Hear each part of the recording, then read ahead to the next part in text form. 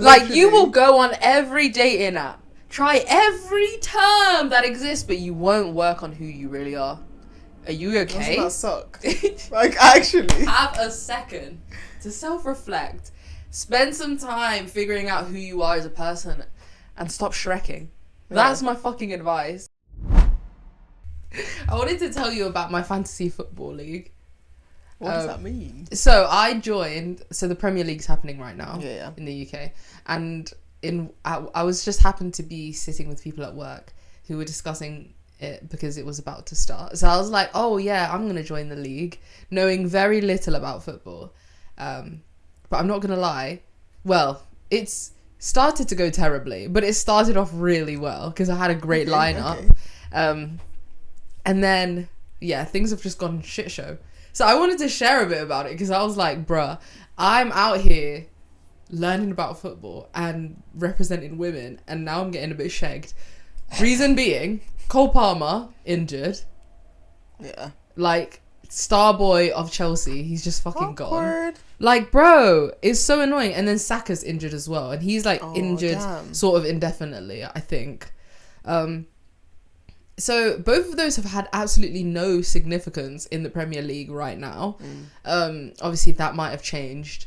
That might change, but it looks like it's not changing, which is what's peak. And then my bench, 2 are injured. So I just have a lineup that's getting stickier and stickier. All injured. And also, I know you don't know about the fantasy league, but basically you start off with a team, and then every week from when the Premier League starts, you can only change like one member of your team each week. So like, I've got 4 players I need to get rid of, but I only have 1 a week. And the players keep changing price because if you perform well in the Premier League, your price goes up, and if you perform worse, your price goes down. So now I'm like, I can only get rid of 1 player, but I can't afford a better player, so I'm having to substitute them for a worse player. True.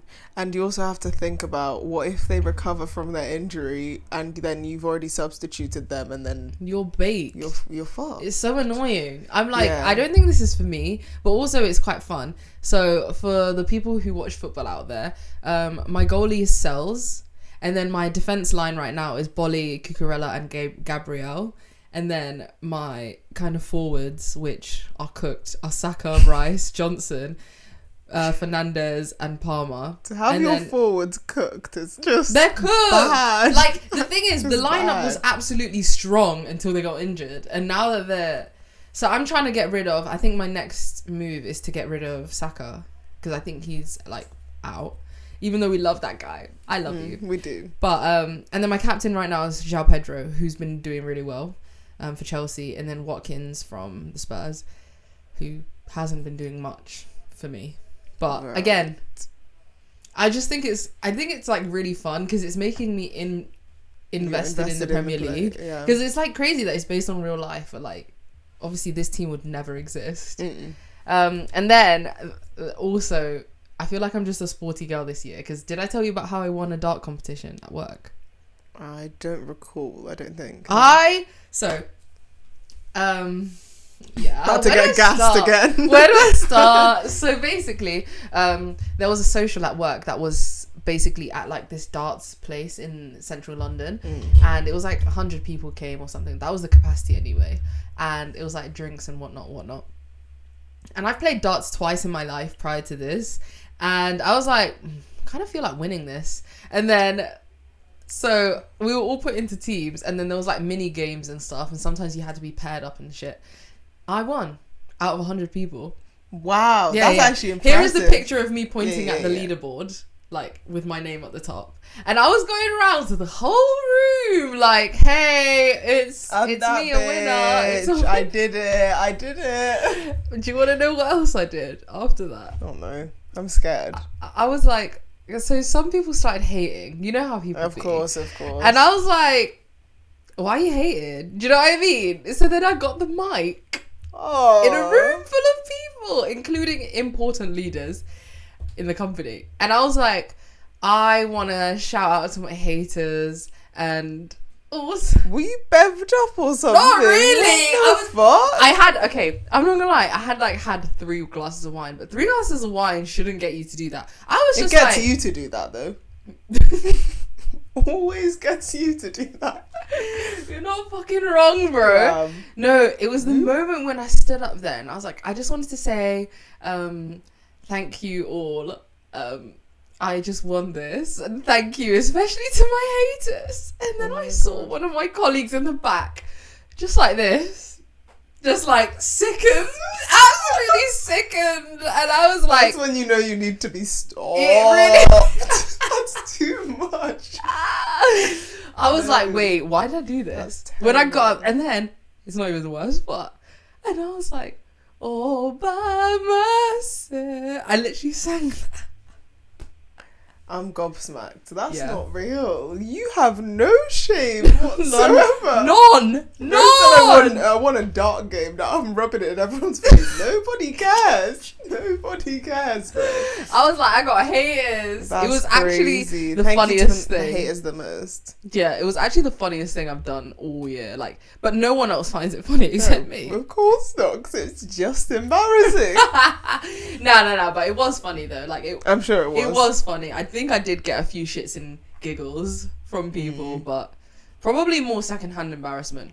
But then the thing is, if I don't get embarrassed, then it's not secondhand embarrassment. They're just embarrassed for me. Which is what secondhand embarrassment is. But then I'm not embarrassed. So I don't know what that is, but it's not too bad. I've experienced that before, where someone's embarrassed for me, but I don't even feel embarrassment, and I just don't care. Yeah. So then I'm like, well, I'm sorry that you're going through that. Do you know what I mean? No regrets, absolutely no regrets. No. And I will preface that technically I was actually second because there was like this finale thing. So out of 100 Here comes the truth. What the fuck? No, listen. So there was like a finale where it was like all of the top 10 people or something had to go and play, and then I technically got second. What's technical about it? So you didn't win? No, but I won for the women. Because I was an old white man who plays darts in his free time. Was the competition about men or women, or was it just a Listen! That's the real question. No, shut up. You're actually ruining it now. Because be a feminist for once in your life. You never needed to tell me that you was technically second, because you knew I would unpick that. Yeah, but leave it. Just leave it. Also, being a feminist has nothing to do with faking winning. I didn't fake winning. Can you be a feminist for once in your life? I did it for but it's black about equality. Women. Fuck equality. That's what feminism is. Yeah, I know. That's why I equally won for women. That's what... Sorry. Twisting up the meetings. Okay, fine. I'll give it to you. You did win. Thanks. But to go on stage afterwards and to say that you won. No. So that stage thing happened before the final competition. Oh, thank God. Which is technically worse. Because I wasn't actually the winner. top 10. To be fair, that's really impressive. Anyway. Yeah, I won it for the girls. For 100 people, so yeah. Anyway, welcome back, everyone. Welcome.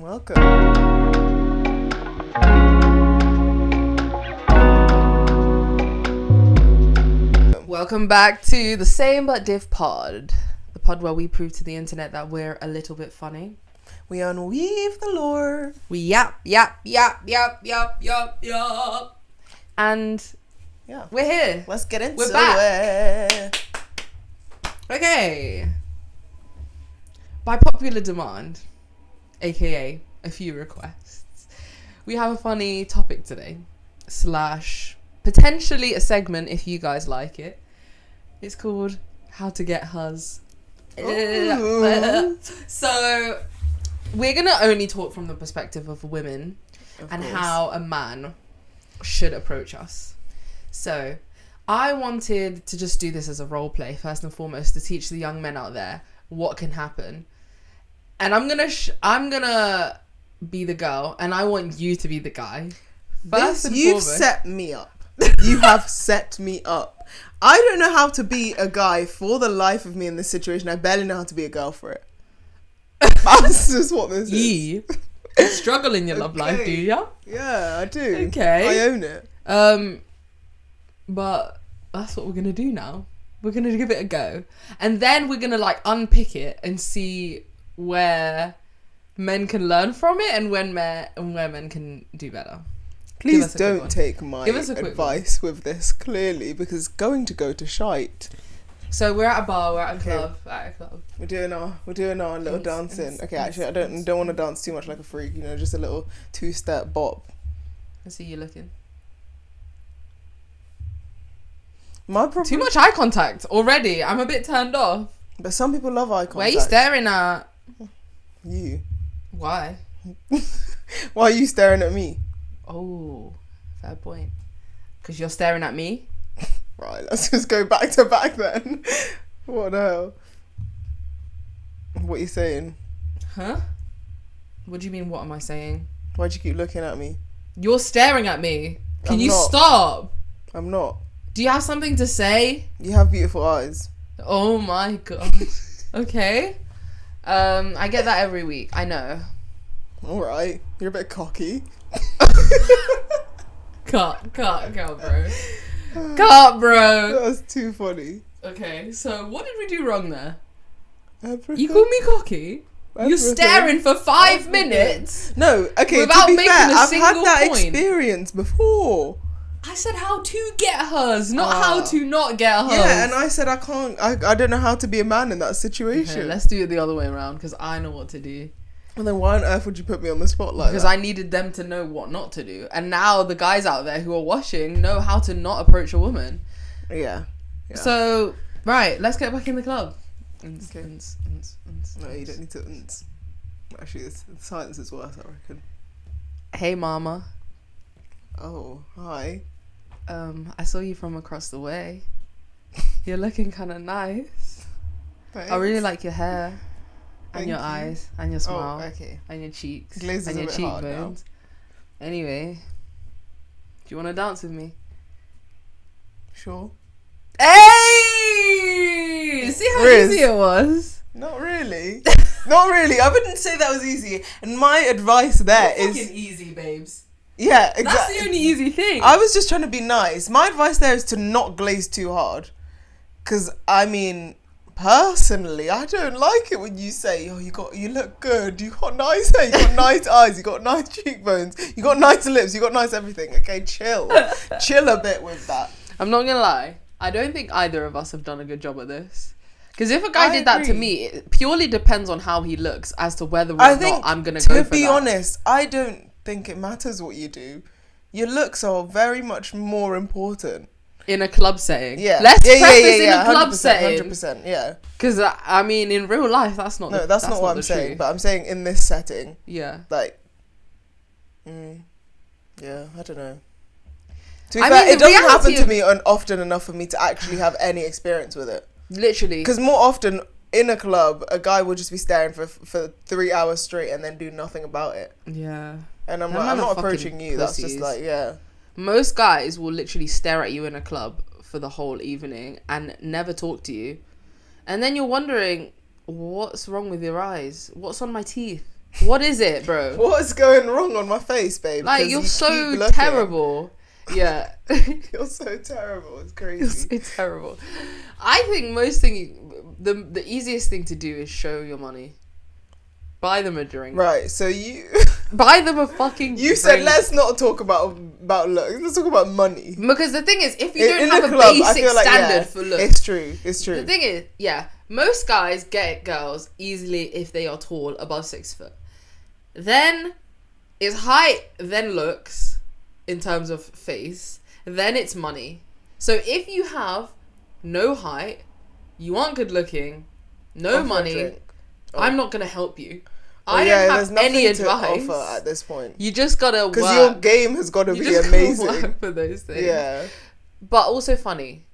Yeah, exactly. Yeah. We haven't mentioned men's personalities. We have ruined the whole thing. Yeah. Yeah. Getting women is not... It's not easy. It honestly depends on what woman you're talking to. Yeah. Exactly. Because I feel like with me personally, I'm friendly regardless of like if I'm interested or not. But I'm not too friendly to the point where you actually think you can do anything there. Yeah, same. But I feel like some girls are standoffish as hell and like won't even talk to you. And then that's a better rejection than being told no, to be fair. Yeah. In my opinion. Yeah. But also sometimes it's like you are friendly and then the guys will think that means that you want them, exactly. Even though you've made it abundantly clear that you don't. You're just nice. Yeah. So that's why girls are rude, because you won't get the message if you're not rude. It's true. So how to get Huzz? I just don't know. I'm sorry. I just don't. Because I don't know who the Huzz are. We aren't the Huzz. Yeah. We really aren't the Huzz. We are just like... We just want a funny guy with something about him. Yeah. Some ambition. Some grace. You don't even need to be rich yet. Yeah, you gotta be on that trajectory. Yeah, like, it's clear. There's a clear line that you need to follow. Yeah. But ambition, some charisma, a bit of bant. Also, men who think women aren't funny, which is majority of men, by the way. It is such a boring line. Like, I'm sorry, I think a lot of women are funnier. Yeah, and that's why I find it really annoying, because it's like, oh, so you're talking to me like I'm a brick wall, and then when I'm trying to like joke around with you, you don't really understand what's happening in the situation. Yeah, you're not used to it, or you think you're not used to it, so you're taken aback by the fact that I actually have humour to me. Yeah, that's sad. It is. It's jarring. It is. It's so annoying. I think we want to hear from the other ladies who are watching. How do guys get women? It's hard, but it's easy. Most women don't. One thing that was like crossing my mind when I was thinking about is how women want to live and die on the hill that they don't like nonchalant men when they fucking do. I will die on the hill that I don't like nonchalant men. I despise it. But you're the only, okay, we're exceptions. We're talking about the typical female. They love saying it, and then as soon as a guy is nonchalant and acts like they don't actually care about them, they're running for it. Because all they want to do is, like, break through that wall, break through that barrier. They're trying to change them. You're not changing nothing. You're not changing a person. Bruh, the guy doesn't care about you, and it's as clear as fucking day. It's like... But then again, like, guys do that on purpose now because they know that women like it. So what are we doing? Exactly. I feel like sometimes we give them too much power, and it's like, and then the guys that are actually nice and would actually treat you well and are like dedicated, you're getting scared off. This has turned into us like preaching to women, but like sometimes we actually as females need to get a grip. We do. We really need to get a grip and stop liking these nonchalant men. Nonchalant shouldn't even be a word associated with a man. Like, you should very much be chalant about everything that's happening in this relationship. Otherwise, you're going to lose me. Because I don't get why some girls find it icky when a guy actually shows that he wants you. What are you on about? Like, why do you not like that? You don't want him to pursue you like a normal person. You've never felt love, have you? Like, you've never felt love. It actually makes zero sense. It's so annoying. And then it just creates worse guys. Like, especially because they're all trying to act like that. Why? Like, moral of the story is get chalant. Everyone get chalant. Yeah, get chalant for real. And like, stop doing this stoicism BS. Oh, slight tangent. Apparently, there's a new like dating term that came out the other day that is called Shreking. I think this is like a thing that I fear has happened a lot, but now we've just coined a term for it. And it's where like girls now, or people in general, tend to date someone who they're not conventionally attracted to, or like is not their type, in hope that they will treat them better than their actual type. Like, you'll date someone who's uglier than what you actually would have expected, so that you pray that it actually works. Do you know what I've clocked? People will do anything but work on themselves. People will do anything but self-development, bro. Oh, like, you will go on every dating app, try every term that exists, but you won't work on who you really are. Are you okay? Doesn't that suck? Like, actually. Have a second to self-reflect. Spend some time figuring out who you are as a person and stop Shreking. That's my fucking advice. What is that? That is the stupidest term I've ever heard. I get it. I hear it because some people feel like that their typical type is just a series of just bollocks, like terrible people who treat them terribly. But then also, you constantly are allowing those terrible people into your life, so there's something wrong deep inside of you, not them. And then also, there's this fundamental flaw in you going for someone that is not your conventional type. eventually you're not going to fucking fancy them anymore. Yeah, literally. You're going to be like, I'm actually not attracted to you. Because you can't be attracted to someone based on only how they treat you. Yeah. That is really not going to sustain a long-term relationship. Because you're not waking up to their treatment. You're waking up to their face and their breath. And if that's not giving... It smells like Shrek's breath, you're cooked, bro. That Shreking thing never worked out, bro. Yeah. I just thought it was so stupid. I was like, you know, you can actually find a person who treats you right who is your type. Yeah. What does RuPaul always say? If you can't love yourself, how in the hell you gonna love somebody else? Can I get an amen? Amen. And of course, that's probably where we leave this. Yeah. We've gone on tangents. This was supposed to be about how to get the hug. Listen, now we just do you know what? I think we've got solid dating advice. Ladies, gents, if you want us to give you some advice, just message us. We'll address it here. Here and only. It might not be what you want to hear, but it's what you need to. Exactly. Oh, yeah, facts.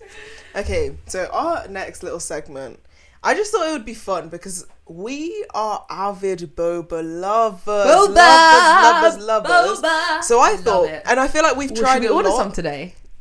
But like, I feel like we've tried a lot of different boba, and we have such strong opinions for no reason. But also, all of them are like, I like pretty much all of them. Hence why I'm about to ask you to rank them. So I've chosen 5 that I think you've tasted enough to know, like, if you like them or not, or which one where you'd rank them. I have tasted them enough. I have. Maybe not the last one. Anyway, okay, so rank these following boba places: T4, Bubblology, Woo Tea, which is the one that I think you might not have tried enough. Chinatown? Yeah. Wait, so sorry, I said T4, Bubblology, Woo Tea, Chatime, and Cup. Oh, this is fucking easy. Really? I think this is pretty easy. Because I've ranked my own, and I thought, I think I could actually do this with ease, because some of them just are not up to par. Fuck yourself. No, wait, what? Bubblology. You telling me Cup? Fuck yourself. Cup, fuck yourself. 100% Bubblology. without. Fuck yourself. Okay, to be fair, in comparison to the others, yeah. Yeah. This is my ranking, babes. Cup, solid last. This is like the Costa all over again. It's just no Bubblology is scraping fourth. Because it could be last as well, in my opinion. Because the price is... Cup, you could pay £7 for something that should never be worth more than 2. Fact, actually. That's why I put Cup bottom, no doubt. Fine. Yeah, Bubblology next. Then I'm going to put Woo Tea. Only because I haven't had it enough and it's quite expensive. Yeah. Then I'm going to go for Chatime. I'm going to go Chatime. Oh my god. I'm going to go Chatime. And then T4. Yes. Oh my god, wait, we actually agree fully on all of these. High five, buddy. Because Chatime has backstory. Yeah. That's where our origin of bubble tea loving came from. But when you go to T4 and you try something new and it still slaps, every tea slaps without fail. They're generous with their filling. Oh yeah. Their pearls are always the right texture. Their sweetness is perfect. You don't have to talk to anyone because they've got kiosks. There's everything right. Sometimes you go to Chatime, frosty reception. They don't have machines. Boba's cooked wrong. Like, it's good, and the times that it's good outweigh the times that it's shit. But T4 is never shit. Yeah, it actually isn't, and I don't know why. Shit. I'm sure Woo Tea is never shit, but it's too costly, and I never go there. And nobody's just wandering into Chinatown just for a Woo Tea. Yeah. Wow, I'm surprised you did that with such ease. I mean, I did. Yeah. But I was like, I just really thought you'd have to think about it more. But then I was like, no, but we have tried them all enough to know which one's whack. Do you know what? I've been to Bubblology the most, I believe. Oh, really? I think, probably Chatime the most. To be fair, T4's up there now. Every time we're together, somehow we venture into that place. Oh, yikes. I need that today, by the way. But also, I kid you not, every time I've gone to Bubblology, I'm disappointed without fail. Really? I don't go to Cup as much because Cup is, I don't know where it is in London. It's an absolute disappointment regardless. That's why. Every time I've been like, there. really? Yeah. Yeah. It's on the walk back from, or like, it's on the road I used to go to uni and back. And sometimes, like, in semester 1 of my first year, I would go in there after uni and I'd be like, oh, I'm so down for a bubble tea. Every freaking time it was just a letdown. Like, I'd get a matcha. I don't know what they do in there, and sometimes there's bits in the bottom, and I'm like, you didn't whisk that well at all. You don't even have the patience to whisk my matcha. Like, literally, it's probably like shitty matcha powder as well. That's not bad. Even just a basic like milk tea is just whack in comparison. Like their black tea tastes dog. Like their pearls are just it does. So terrible hard. texture, yeah. And they're always like tiny as well. Yeah, they're just not doing it right. But the thing I hate about Bubbleology is, okay, there's one Bubbleology in Westfield, White City. Or that little stand, that small kiosk that's got about 7 men in there, just moving around like sardines. They'll take your order. One time, this guy, I was like, oh, can I have? Does it come with boba? And then he was like, "Oh no!" I was like, "So it doesn't." Actually does. I was like, "So it doesn't come with the pearls?" And he was like, "Oh, pearls and boba are different things." And I was like, "You know what? You know what I meant, though, didn't you?" Your customer service is lacking. You shouldn't make me feel stupid. Yeah. And then I made my order. Come to receive it. No pearls. No pearls. There's fucking. Did you go and tell them? I would crash. Yeah, I did. I did. They made me a new drink, and then the person I was with ordered their new specialty drink called pina colada, like a pina colada something. When I tell you that drink tasted like fresh dookie, that was trash. It was like, you know how pina colada has like, it's got an alcoholic taste, but then it's coconutty and pineapple-y. That just tasted like straight ethanol. What? It was terrible. I would have thought you said it would have tasted like pineapple and coconut. You said straight ethanol. It was fucked. What did they put in there? I'm telling you, there was something dodgy in there, because even the milk was like curdling inside there. Probably not even real milk, but whatever they used was like separating.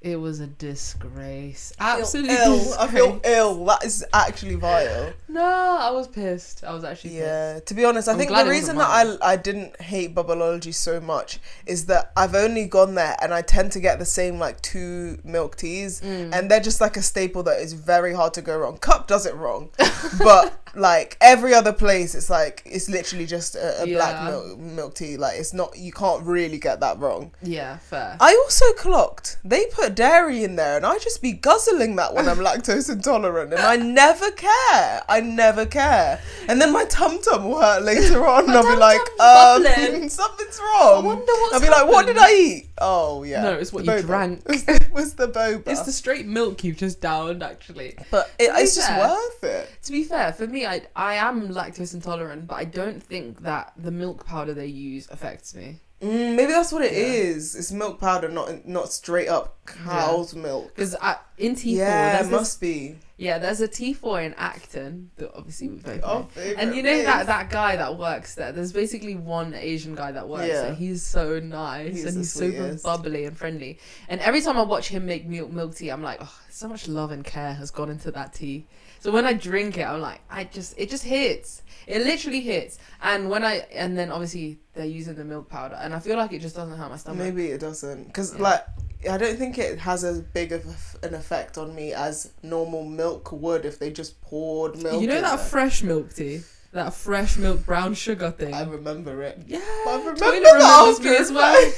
Toilet remembers me after that. Me and the toilet were like this after that one. That shit's horrible. That's nasty stuff. Yeah. I think ruins your bowels. Bubble tea wasn't nasty though. No, it wasn't. Slapped. There's never any. But then again, if you deep that drink, it's literally milk with a tiny bit of syrup up the edges. Sugar. Yeah, sugary brown syrup. Pearls, which already have syrup on them. That's actually the dumbest version of a drink I've had. Yeah. Like, are we in primary that we're just drinking milk? Guzzling milk? Nah, bro. That's nasty. Gosh. I reckon I should try the grass jelly again though. It's so nice. That is really good. I love the texture. I'm actually like, I'm a ride or die grass jelly girl now. Wow. Though I've never gotten it from anywhere but T4. So don't bother, because that's the best boba. So. Yeah. Sometimes I've literally Okay, I sound reckless, but sometimes I've only bought the grass jelly. No. Now you're doing too much. No, because that's a little bit far. Okay, this sounds cooked, but the grass jelly has significantly less calories than pearls. Don't know why. Don't know what they're made of. Fair. But like, so when I want a bubble tea, but I don't want a bubble tea. Yeah, grass jelly. No, it's fair. That is fair. But what I don't get is people who just buy tea. Why have you gone to a bubble tea place if you just get tea? You get that thin straw. That doesn't make sense. I've seen it many times, and I'm like, wow, you must just like liquids. But then again, I would just go and get a matcha. Yeah, I was about to say. But like, what? But like, yeah, I wouldn't go to somewhere that's specialized for something else and then only get exactly. That. But you know what? I think bubble tea is very polarizing because some people just hate pearls. Well, then some people are stupid. Sorry. You're not clocking it. It's true though. I don't get it. I don't like the popping boba though. So actually, maybe I'm the stupid one. I like both. I think people who don't like people who only like popping boba and not pearls, they just have a very unsophisticated palate. Like, let's actually put it that way. Not unsophisticated. Maybe they just don't like venturing out. Yeah, which is childish actually. Unsophisticated. Yeah, like let's call a spade a spade. You know what I mean? Trash. Embarrassed. I wanted to quickly flip and talk about, because it's, as we know, as you may know from last episode, it's Black History Month. We're black. We love Black History Month. I wanted to discuss another thing. Africa Core. My favourite fucking thing. Your genre. I am chronically online with that shit. Yeah. It's the one sound that's walk in the room like I'm Vincent Kennedy, and it's just uncles. And then it's just their bossing moves. It's wild. It's the freaking it's the African remix of that song. I love it. And then there's just uncles moving. Yeah. Some of my favorite ones is, if you think you can leave this room without kissing my cock, you are dead wrong. Okay, casual sexual harassment thrown in there. Oh, but with Africa, they don't mind that. They don't care. Africa Core says that's our problem. That's valid. Homophobia. What's that one? If you introduce to one man to another man, mama. Something like that. It's just too good. Or why are you gay? Why are you gay? Classic. Why would you invite someone from the LGBTQ plus community who's like an advocate for that to come on and ask them, why are you gay? You are mocking it. You are absolutely mocking it. That's too much. Oh my God. Horrible. It was so bad. And I don't know if you saw it, but there was like a YouTube video that came out. Because I think he's from Uganda, that man. And a YouTube video of this food blogger like invited him to come to the video and like eat Ugandan food with him. But then they were discussing how that viral video changed his life because it wasn't received badly. It was received obviously comedically because it is funny, and it like he's kind of got loads of money now because like he lives off Cameos. Like that app where you can send people videos stuff. So he God, that's so funny. Literally he makes a living off people saying like, can you say my friend's name, and then ask him, why are you gay? Wow. And I was like, shout out to that guy. People are probably bullying people with that. I hope not, but Africa Core is great. I actually love it. I think one thing that I love about our people in those videos, I'll say, is having the freedom to say what you want, and just like, but the delivery of stuff. The thing is, it can never be taken as a serious insult just because of the way people say this shit. That's why I love it. Who was I talking about with recently about how like even our parents will just say stuff in the funniest way, like what's up for WhatsApp, or McDonald's for McDonald's. Or for example, mackerel. We say oh my God, I got mocked in school for this because I had no idea. Literally. Our dad says mackerel. Yeah. I was there my whole life until I was about 14 years old, was there saying mackerel confidently. Then one time I said it and everyone was like, what are you on about? What is a mackerel? And I tried to like back myself and be like, no, like this is how my dad says it. They're like, you're just an idiot. Yeah, you're just illiterate. Duh. Sorry. I got that same shit in secondary, and I was trying to live on that hill and die there. I was like, nah, you can say it like that because in Germany.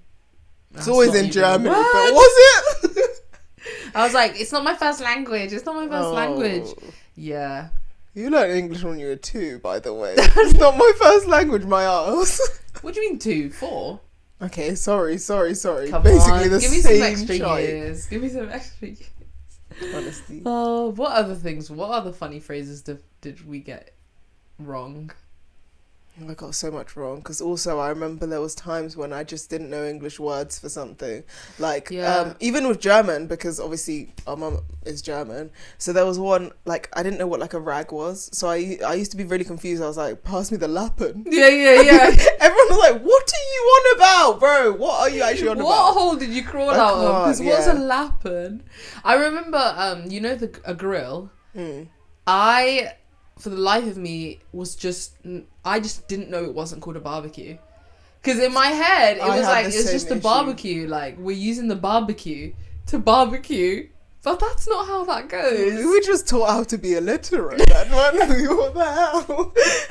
Africa Core or No, honestly, Africa Core is so funny. Online Africa Core and then growing up Africa Core is actually jokes. We spoke about Africa Core in last episode as well. It's just like growing up and having an African upbringing. There's just so many hilarious things. Shout out to all our Africans. So our next segment is Song of the Week. Song of the Week. Song of the Week. Song of the Week. The segment we do every week without fail because we have amazing music taste. We love music. It's one of our favourite things. It is. Ever in the world. And we just want to share that with you, share that joy, and recommend you some good songs. Follow our Spotify Song of the Week playlist if you want to get put onto some good tunes. Bangers, absolute bangers, yeah. Oh, this song, I don't know what it is. It is honestly heavenly. I always see TikToks of this song, and it's like, when I hear this song, like I literally like melt basically, or like they'll fall into a pool. And it's Superpowers by Daniel Caesar. Ooh. That introduction, oh my god, it's so good. The whole song, like it's amazing, but his vocals every time. Daniel Caesar is like soft girl core. Like, yeah, she is. He is. I even see TikToks online that are like, Daniel Caesar's final chorus of every song he has without fail bangs. It's insanely good. Because the way he is a magician at building a song, like when a song starts versus how it ends, like it always just has this big finish, this story, like everything comes together, the sounds, the feels, the vibes. Yeah, I liked Superpowers because the very beginning is just his voice in and of itself is just amazing. But then by the end it's like you've got so many layers of different people singing different bits of music, and you're like, how did A go to Z so quickly? Facts. And it just went so beautifully. And you can just sit there and listen to the music and just feel. You can literally feel. And in that song, I love the beginning lyrics. Oh, you've got powers, superpowers. Do you even know how to wield them? No. All God's children are special. Like, those are really beautiful lyrics when you sit there. And it's empowering. He's literally empowering you. I'm pretty sure it's not all empowering. Can't fully remember all the lyrics. I'm not a lyrics person. Don't remember. I feel like with songs like that, I actually can't listen to the lyrics because there's just so much going on musically that the lyrics just blend into it. Exactly. And his voice is so angelic. It's light but raspy sometimes. It's like, he's got a great range, by the way, because he starts off low but he can go high, guys. You know, like very very high. In that song, like you can see that specifically, like his superpowers. Like I don't even have I can't even hit that note, but then he's like like the angelic, like I don't know how he does that at the end. It's insane. He's a musician. And he's an amazing producer as well. Like, amazing musician, just overall. Not just, like, his own music, but collabing with other artists. Fantastic. Honestly. What a superhero. Literally. He's got superpowers. Good. Yeah, go listen to that song. Indeed. What's yours? My song of the week is Odyssey by a few artists. Maurice Bob Brown or something. We'll just write it here and put the thumbnail. Yeah. But this song, absolutely beautiful. I love it so much. So the story behind, and I just wanted to give this song some time to shine. It's a full instrumental song, and I'm not that type of girly. Especially, it's not like classical, it's more like contemporary jazz. But it just I randomly stumbled across it on my Spotify, started playing it, I think probably on my commute or something. And there was something about just this steady like drum kick in the back, and then there's like a do do do do do do that carries throughout the whole song. But then that song tells a fucking story. Listening. And I don't think we appreciate enough how music is open to interpretation, and music is literally like, no matter how the artist told the story of the song, it's how you like also feel in that moment. And like, I think a lot of musicians say this, but it's like the context of your life really shapes whether or not you're gonna like a song or not. That is so true. Wow, so, exactly. I never think about that. Yeah, so when I listen to that song and the trumpets come in, and the trumpet has this like main bridge that's like do do do do do do, and it kind of comes back here and there. Mm-hmm. But then there's moments where the trumpet's just like going crazy, and then there's a piano that comes in at some point, and that trumpet really tells a story. And I think when I was first listening to it, I kind of felt like it was almost a conversation, but it was like when you're trying to tell someone something and you're getting frustrated because they don't get what you're saying, that's kind of how that trumpet felt. Like at times it was like desperate, like the notes were long, and then sometimes it was like just doing a lot when you have so much on your mind and you're trying to say it, kind of like how I'm over talking right now. You're unpicking. I'm loving it. But I was literally like feeling that song so heavily, because I think sometimes in life, right, like there's like consistent things that are in your life, like that consistent bass drum in the bottom, and then like things can get chaotic and you're trying to like navigate things and like tell people how you feel, but then again, like there's so many ways you can interpret an instrumental piece of music, and it made me want to listen to more instrumental music. And I want everyone to listen to this song because also it's like 6 minutes, sorry, but I feel like you can interpret those notes and everything on your own, in your own way, and come to a conclusion. But it really told a story for me, and the story was in context of my reality at that time, and it felt really good. And I just want other people to experience that. I just find it so interesting that just based off of music, you've unpicked so much of the song. Yeah. Like, I don't think I ever listen to, like, when I'm listening to a song that has lyrics, I'm typically not listening to that much of the music, but I'm hearing the story of the music as well as the lyrics.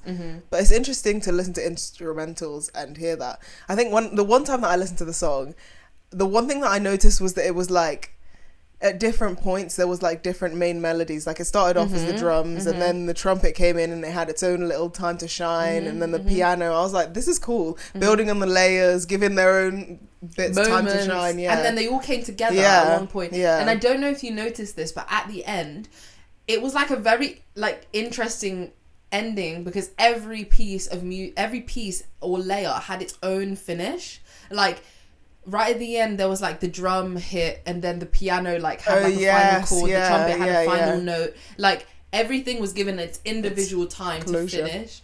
And I thought that was really powerful, because it was like everything had its place and was needed. And sometimes in music, like especially in like lyrical music, you're not giving the instrumental time to finish on its own. Like, and instrumentals themselves have layers in them, and then obviously the melody that the person singing is like takes precedent. But sometimes I think when we listen to music, we need to listen, and that's what the instrumental really like taught me. Again, that's like the really beauty of just really listening to a piece of music, and interpreting that language, like because music is a language, it's a universal language. That's why I think I love music so much, because you can talk to a person that's from, I don't know, fucking Timbuktu, who can't speak the same language as you, but you might listen to the music they love and you guys can be brought together, you know. Yeah, it's interesting. I nerded out. I actually really just nerded out. But I love that. Yeah, maybe I should listen to more instrumental music. Yeah, I'll put you onto some, and then you guys can let us know if we should put you onto some as well. Please let me know what you thought of the song. It's actually a beautiful piece of music. It is. And I feel really bad that I can't fully remember the artist names, but it's okay. They'll be fully credited. Yeah. So, it's fine. Should we wrap up? Okay. And that was everything from us today. I hope you enjoyed watching. If you liked it, give it a like. If you're listening to on Spotify, please give us a good rating. And if you didn't like it, well... keep rating. Salt off. Yeah. Please still give us a 5-star. If you're watching on YouTube, comment, share, subscribe. Put on the notification bell, of course. Please follow us on Instagram, TikTok, all the social medias, Same But Diff Podcast. And we'll see you again next week.